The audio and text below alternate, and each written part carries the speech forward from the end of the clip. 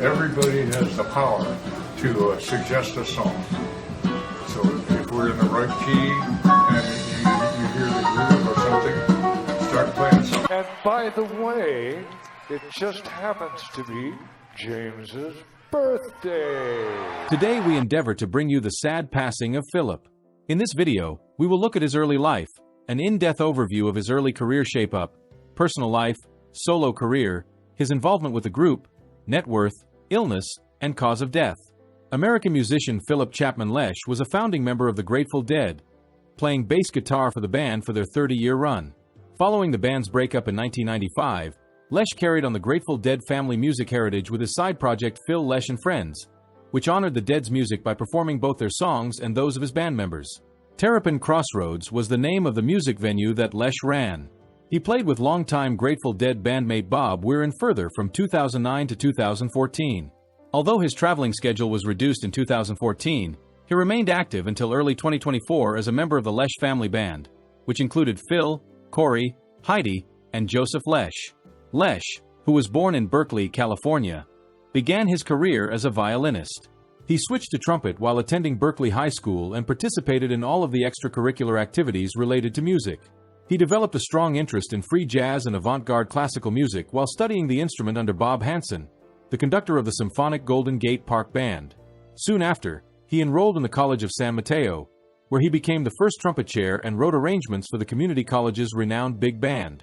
He became friends with future Grateful Dead musician Tom Constantin after transferring to the University of California, Berkeley in 1961 with sophomore standing, but he left again less than a semester later. Constantin requested that he study under Luciano Berio, an Italian modernist, in a graduate-level course at Mills College in the spring of 1962. Among their peers were Steve Reich and John Chowning, a cross-registrant at Stanford University. During this time, he met bluegrass banjo player Jerry Garcia while working as a recording engineer volunteer for KPFA. Despite having seemingly disparate tastes in music, they quickly became friends. In the fall of 1964, Lesh was persuaded to join Garcia's new rock band as bassist after working briefly as a keno marker and post office department employee in Las Vegas, a second stint with a post office in San Francisco, and a collaboration with Reich, John Gibson, and Constantin after the latter returned from Europe under the auspices of the San Francisco Mime Troupe. This was a strange development because Lesh had never played bass before. Lesh claims that I Know You Rider was the first song he practiced with the band. He waited till the very end and joined them for their third or fourth performance. Lesh learned a lot on the job because he had never played bass, but he also had no preconceived notions about the instrument's typical position in a rhythm section. He acknowledges in his autobiography that Jack Cassidy, who was playing with Jefferson Airplane, confirmed the path his intuition was guiding him. According to Lesh, Bach's counterpoint had a greater influence on his style of playing than did bassists of the rock and soul genres at the time. Lesh has also mentioned Cream's Jack Bruce as an inspiration. Net worth. Phil Lesh's net worth was estimated to be around $60 million. This substantial wealth was primarily accumulated through his decades-long career as a musician, particularly as a founding member of the Grateful Dead. Royalties from record sales, merchandise, and live performances contributed significantly to his net worth. Additionally, his investments and ventures related to music, such as his music venue, Terrapin Crossroads, further added to his financial success. Early musical career. When the electric bass took on a new function in the middle of the 1960s, Lesh was a pioneer. Before this, rock bassists typically played a traditional time-keeping role within the beat of the song or underpinning the song's harmonic or chord structure. However, contemporary musicians like Cassidy, Bruce, James Jamerson, and Paul McCartney adopted a more melodic, contrapuntal approach to the instrument. Lesh continued these elements while incorporating his spontaneous outbursts into a song or music. This was a defining feature of the new rock music so-called San Francisco sound. Lesh's bass is just as much of a lead instrument in many Dead jams as Garcia's guitar. While Lesh did not write or perform many songs with the Grateful Dead, some of his tunes, such as New Potato Caboose, Box of Rain, Truckin, Unbroken Chain, and Pride of Cucamonga, are among the band's most well-known compositions. Before he mostly gave up singing high parts to Donagad Show, and consequently Brent Midland and Vince Welnick, in 1974 due to vocal cord damage from poor singing technique, Lesh's high tenor voice helped the Grateful Dead's three-part harmony sections in their group vocals in the early years of the band. He would frequently sing high harmonies on songs like Ramble on Rose, Brown-Eyed Women, Viola Lee Blues, Truckin', and U.S. blues throughout 1970, 1971, 1972, and the first part of 1973. However, he started experiencing issues with his vocal cords in the middle of 1973, and several recordings from this period show his voice cracking. He returned to performing lead vocals on a few songs in 1985 as a baritone. His fascination with avant-garde music continued to have a significant impact on the Grateful Dead throughout their existence. He became a member of the Grateful Dead and was inducted into the Rock and Roll Hall of Fame in 1994. Post-Grateful Dead. Following the breakup of the Grateful Dead, Lesh continued to play with its offshoots, the other ones in the Dead, as well as with his band, Phil Lesh and Friends.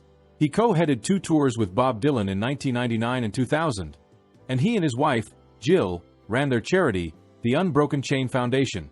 The couple had 2 children together, Graham and Brian, who both carry on their father's musical legacy. The 3 often perform together in public and private settings, such as the Philharmonia, an annual benefit concert grouping since 1997, most recently on December 18, 2011, at a Christmas concert featuring Bob Weir and Jackie Green at the Tenderloin Middle School cafeteria, which drew 250 fans. Due to a severe hepatitis C infection, Lesh had a liver transplant in 1998. Since then, he has been a vocal supporter of organ donation programs and frequently urges audience members to donate their organs. Lesh's book Searching for the Sound, My Life with the Grateful Dead, was released in April 2005. The title of the book is derived from the words of Unbroken Chain, a song by the Grateful Dead from their album From the Mars Hotel. Lesh sings Unbroken Chain as one of his few songs, until 2015, when Bill Kreutzmann published his biography, Deal. My 3 Decades of Drumming, Dreams, and Drugs with the Grateful Dead. This was the only book on the band written by a band member. Lesh announced on his official website on October 26, 2006, that he had been diagnosed with prostate cancer, the same disease that killed his father, and that he would be having the cancer removed during surgery in December of that year. On December 7, 2006, Lesh released a statement stating that he had undergone prostate surgery with the cancer being removed. Lesh and the other Grateful Dead members returned to the road in 2009. After the 2009 summer tour, Lesh and Bob were formed a new band called Further, which made its debut in September of that same year. Lesh established Terrapin Crossroads, a music venue in San Rafael, California, in 2012.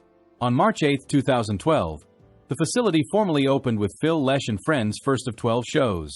Lesh's sons, Graham and Brian, play as the house band at Terrapin Crossroads when they're not on tour. Lesh and his sons perform songs by Mumford & Sons, Zac Brown Band, and other modern artists in addition to songs from the Dead's discography. In 2012, Lesh resumed performing with Phil Lesh and Friends. Early in 2014, Further broke up, and Lesh stopped doing full-time touring at the age of 74. Since then, he has frequently played at Terrapin Crossroads with the Terrapin Family Band and different Phil Lesh and Friends lineups. He gave a few performances at festivals and other locations across the United States in the early 2010s, including the Capitol Theater. He participated in a brief North American tour with Bob Weir in the spring of 2018 and the Fare Thee Well concerts in 2015. Lesh revealed that he had undergone surgery for bladder cancer in October 2015. He said he anticipated to fully recover and that his prognosis was positive.